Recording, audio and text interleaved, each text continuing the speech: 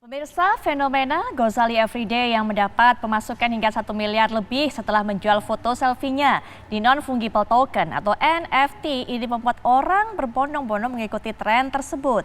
Di marketplace yang menjual NFT tersebut, banyak yang menjual foto diri, foto gorengan, aneka barang dagangan hingga swafoto atau selfie dengan KTP. Jelas saja penjualan data pribadi di platform transaksi NFT bisa menjadi sebuah pelanggaran. Seperti yang ditegaskan melalui Undang-Undang Nomor 11 Tahun 2008 tentang Informasi dan Transaksi Elektronik serta perubahannya, di mana setiap penyelenggaraan sistem elektronik harus memastikan platformnya tidak digunakan untuk tindakan yang melanggar peraturan perundang-undangan. Tren NFT ini memang terbilang baru di Indonesia. Kemudian bagaimana pemerintah mengedukasi masyarakat agar tak menjual atau mengekspos data pribadi di marketplace NFT ini? Dan apa sanksi bagi mereka yang menyebarkan data pribadi di marketplace NFT? Ini memang sering terjadi tentunya di Indonesia jika kemudian ada sesuatu yang booming, melejit dan menghasilkan keuntungan secara singkat, keuntungan secara instan. Langsung saja banyak orang-orang yang kemudian mengikuti jejaknya. Tapi yang kita saksikan tadi, banyak orang-orang kemudian mungkin tidak mendapatkan informasi secara lengkap. Maka terus terang saja kami ingin sekali menghadirkan dialog perbincangan pada malam hari ini untuk bisa mengedukasi masyarakat. Karena begitu bahaya pemirsa untuk bisa membuka, mempublikasikan, bahkan memperdagangkan data-data pribadi, apalagi KTP. Apa bahaya yang mengancam? Kita akan dapatkan keterangan dari Pak Pratama Persada selaku pengamat keamanan cyber. Selamat malam Pak Pratama. Selamat malam Mbak Putri. Baik, dan juga sudah hadir secara daring Profesor Zudan Arif selaku Dirjen Kependudukan dan Catatan Sipil Kemendagri. Selamat malam, Assalamualaikum warahmatullahi wabarakatuh Prof. Zudan. Malam Prof. Zudan, wah sahabat saya nih. Prof. Zudan sudah bisa mendengar suara kami? Baik, sepertinya kami masih mencoba untuk memperbaiki jaringan komunikasi dengan Prof. Zudan. Tapi Pak Pratama, ini masyarakat perlu diedukasi. Kalau kita seperti yang sudah sempat saya singgung, bukan hanya memajang, tapi juga memperjualbelikan data-data pribadi kita. Itu apa bahaya yang mengancam? Ya, yang pertama pasti pelanggaran undang-undang ya. Dan nanti Prof. Zudan mungkin akan menjelaskan bahwa selain undang-undang ITE, ini juga melanggar undang-undang administrasi kependudukan gitu di pasal 96 dan pasal 96A itu tertulis bahwa kalau siapapun, setiap orang atau badan hukum mencetak, menerbitkan atau mendistribusikan belangko dokumen kependudukan termasuk KTP itu bisa dipidana dengan penjara paling lama 10 tahun, nggak main-main ini, dan denda paling banyak 1 miliar rupiah begitu. Jadi walaupun kita mempublikasikan KTP kita sendiri gitu. Tapi KTP itu adalah termasuk dokumen kependudukan, termasuk barang rahasia sebenarnya. Kita pun juga bisa kena pasal ini begitu. Apalagi yang dijual adalah nomor KTP-nya orang atau belangko KTP-nya orang gitu. Dan saya cek di OpenSea.io ini masih banyak orang-orang yang menjual belangko KTP gitu, yang ada nomor NIK-nya gitu. Bahkan ada yang menjual hanya di-capture nomor NIK-nya saja gitu. Jadi memang fenomena Gozali Everyday ini membuat orang-orang menganggap bahwa semuanya itu bisa dijual gitu. Bahkan foto lemari, foto gorengan itu merasa bahwa bisa dijual begitu. Padahal kan tidak seperti itu gitu. Walaupun tidak menutup kemungkinan mungkin ada orang-orang gitu yang entah bagaimana seleranya beda gitu, karena setiap orang punya preferensi khusus terhadap suatu hasil karya gitu ya, mungkin bisa dijual gitu, tapi ya nggak gitu-gitu amat gitu, apalagi ketika yang didistribusikan itu adalah KTP. Dan kita tahu bahwa ketika KTP itu diambil oleh orang lain begitu, bisa digunakan untuk melakukan hal-hal yang negatif gitu, apalagi ketika KTP itu disatukan dengan data-data yang sudah banyak bocor di Indonesia. Kita ingat ada Tokopedia, Bukalapak, kemudian BPJS Kesehatan, BRI Life dan lain-lain begitu, sehingga bisa mendapatkan data yang sangat lengkap. Nah, data yang lengkap itu bisa digunakan macam-macam, mulai dari take over dompet digital, pengambil alihan rekening gitu, bisa penyalahgunaan pinjol gitu dan lain-lain. Gitu Mbak Putri. Baik, nah ini kita juga sudah terhubung dengan Prof. Zudan Arif selaku Dirjen Kependudukan dan Catatan Sipil Kemendagri. Assalamualaikum warahmatullahi wabarakatuh. Selamat malam Prof. Zudan.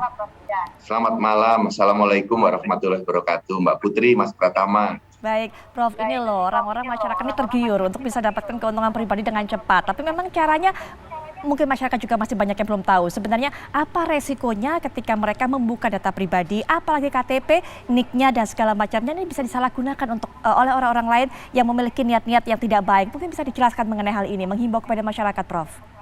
Ya, Mas Pratama tadi sudah menjelaskan dengan sangat baik berbagai resiko sekaligus sistem sanksi yang ada di dalam Undang-Undang Administrasi Kependudukan, Undang-Undang 24 tahun 2013. Ada sanksi pidana sampai dengan 10 tahun dan sanksi denda sampai dengan 1 miliar. Ini sanksi pidana yang sangat berat yang perlu dipikirkan oleh masyarakat sebelum bertindak. Nah, yang perlu juga diketahui oleh masyarakat adalah bahwa KTP itu adalah representasi dari kita, personifikasi dari individu.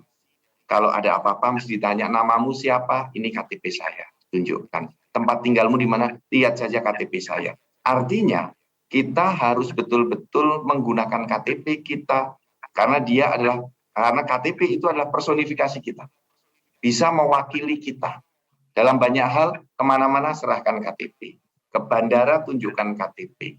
Mau masuk ke sebuah gedung, tunjukkan KTP. Itu adalah personifikasi dari kita. Oleh karena itu, saya minta kepada masyarakat untuk tidak bertindak berlebihan.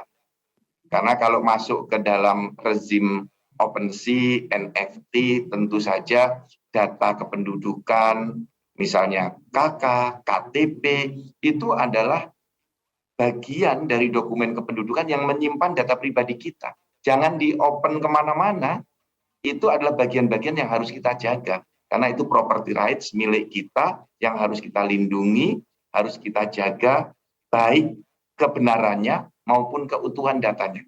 Nama kita aja ada yang salah dibetulkan, apalagi ini namanya dipajang di mana-mana. Mas Pratama sudah menjelaskan resiko-resiko hukumnya, resiko-resiko secara operasional, bila data kita diumbar ke berbagai media. Itu Mbak Putri. Baik, memang jangan berlebihan. Memang masyarakat boleh kreatif, apalagi kemudian melihat, mungkin terinspirasi dengan apa yang didapatkan, keuntungan yang diperoleh oleh Ghazali. Tapi sepertinya kreativitas juga ada batasnya. Ada wilayah-wilayah pribadi yang tidak bisa diumbar sedemikian rupa, diumbar sembarangan, dibuka kepada masyarakat umum. Nanti kita akan bahas lagi mengenai hal ini, tapi kita akan jeda sejenak. Masih bersama Prof. Sudan dan juga Pak Pratama, tapi setelah jeda berikut ini.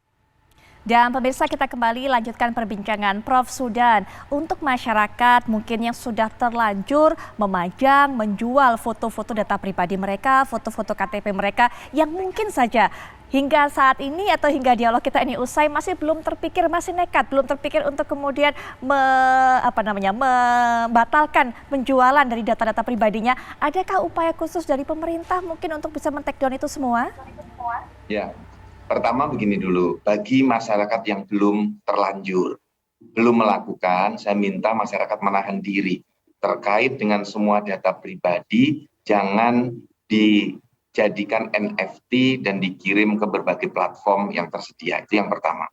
Yang kedua, kami belum tahu ini di OpenSea itu bisa di take down atau tidak. Tetapi saya meyakini otoritas negara nanti bisa mengkomunikasikan dengan penyedia platform di OpenSea itu, sebagaimana di Google, di Facebook, di berbagai platform dunia yang lain, itu dari Kominfo bisa melakukan itu. Tentu dengan semua kewenangan dan keterbatasan yang tersedia, Mbak Putri. Saya akan berkoordinasi dengan Direktorat Jenderal Aptika dan teman-teman di Kominfo untuk hal ini. Baik, Pak Pratama, mungkin juga ada masukan kepada pemerintah mengenai hal ini. Apa yang harus dilakukan pemerintah juga untuk bisa menertibkan dan mencegah upaya pencegahan agar masyarakat tidak melakukan hal serupa? Karena mungkin masyarakatnya banyak juga yang masih bisa bandel, Mas Pratama. Jadi begini, platform-platform yang menjadi marketplace NFT ini kan sebenarnya platform-platform yang menggunakan teknologi blockchain, begitu. Artinya mereka menggunakan teknologi yang memang agak susah kalau misalkan di take down gitu. Apalagi ketika kita tahu misalkan, oh ini ada beberapa akun yang mereka masih mempublish KTP gitu. Nah, kemampuan aparat hukum di Indonesia menurut saya juga perlu di-upgrade sehingga bisa nih nyari sebenarnya akun ini punya siapa sih gitu. Walaupun agak susah gitu, tapi bukan berarti tidak mungkin begitu. Karena kalau misalkan kita lihat di platform ini kita bilang, oh ini melanggar hukum nih. hukumannya bisa sampai 10 tahun, bisa denda 1 miliar begitu. Tapi kalau tidak ada tindakan penegakan hukum terhadap orang-orang yang mempublish data-data pribadi di marketplace NFT ini gitu, ya akan membuat orang lain merasa aman ketika mereka ya sudahlah, aparat penegak hukum juga nggak bisa nangkap saya gitu.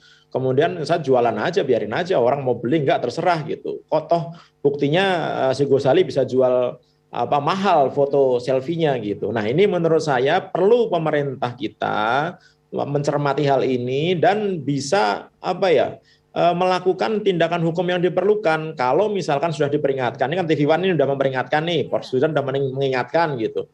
Kalau mereka masih bandel, ya menurut saya harus ada langkah-langkah hukum sehingga membuat yang lain juga belajar bahwa tidak bagus kita mempublish data pribadi gitu, karena selain melanggar hukum akan merugikan diri sendiri gitu. Apalagi kalau misalkan data pribadi itu milik orang lain, merugikan orang lain juga gitu. Kita upload foto selfie aja sebenarnya itu juga membahayakan loh, bisa dibuat meme, bisa dipakai untuk memalsukan ganti foto di KTP dan lain-lain begitu, yang efeknya sebenarnya merugikan begitu. Nah ini apalagi data-data pribadi. Oleh karena itu selain kita memiliki aturan, juga perlu langkah-langkah penegakan hukum yang diperlukan. Nah, langkah penegakan hukum ini ketika berhubungan dengan teknologi baru, nah ini perlu upgrading kemampuan gitu. Bagaimana cybercrime Polri gitu bisa melakukan tracking siapa sih akun-akun ini gitu, di mana sih mereka tinggalnya gitu, kenapa sih dia mengupload hal ini gitu. Nah, kalau itu dikasih bukti aja, 1 orang aja gitu berhasil ditangkap gitu.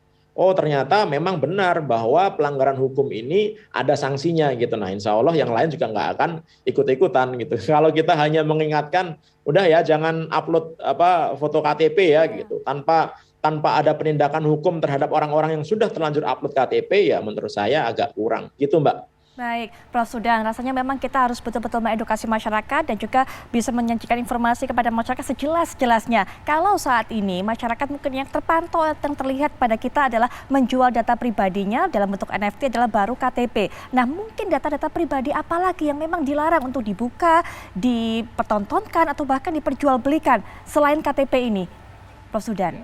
Tentu saja banyak sekali data pribadi kita itu tersebar di dalam berbagai dokumen. Kita bisa melihat di dalam SIM itu ada data pribadi kita, di dalam paspor ada sebagian data pribadi kita. Nanti kalau ada ijazah, apalagi di dalam kartu keluarga itu lengkap sekali Mbak. Jadi kartu keluarga itu adalah kartu identitas keluarga. Ada NIK, ada nomor KK. Nah itu saya minta masyarakat tidak melakukan itu. Mas Pratama sudah tadi mengingatkan dengan sangat tajam dan lugas, ada sanksi pidananya. Dan pemerintah itu sudah bisa sekarang mengidentifikasi siapa saja, walaupun KTP-nya terlihat jauh, gitu ya. Kalau dia menggunakan KTP siapapun, tapi wajahnya bisa difoto dengan jelas, dari kepolisian sudah bisa menggunakan teknologi face recognition untuk bisa mengidentifikasi siapa orang itu, namanya, tempat tinggalnya, keluarganya. Karena dengan di tracking NIK-nya, datanya bisa dibuka dari aparat kepolisian setelah bekerja sama dengan Direktorat Jenderal Dukcapil. Integrasi data sudah berjalan dan untuk tujuan penegakan hukum dan pencegahan kriminal, itu polisi bisa melakukan langkah-langkah preventif dan represif. Baik. Prof. Sudan, Mas Pratama, terima kasih sekali sudah berkenan untuk meluangkan waktunya dalam perbincangan kali ini, betul-betul memberikan informasi dan mengedukasi masyarakat. Kita harapkan masyarakat juga tidak lagi mengulang hal seperti ini. Sekali lagi terima kasih Prof. Sudan, Mas Pratama. Informasinya bermanfaat sekali. Dan pemirsa, perbincangan ini sekaligus juga menutup jumpa kita di Apa Kabar Indonesia Malam kali ini. Seperti biasa, kami akan kembali esok 18.30 waktu Indonesia Barat. Jangan sampai Anda lewatkan. Saya Putri Viola pamit. Selamat malam. Sampai jumpa.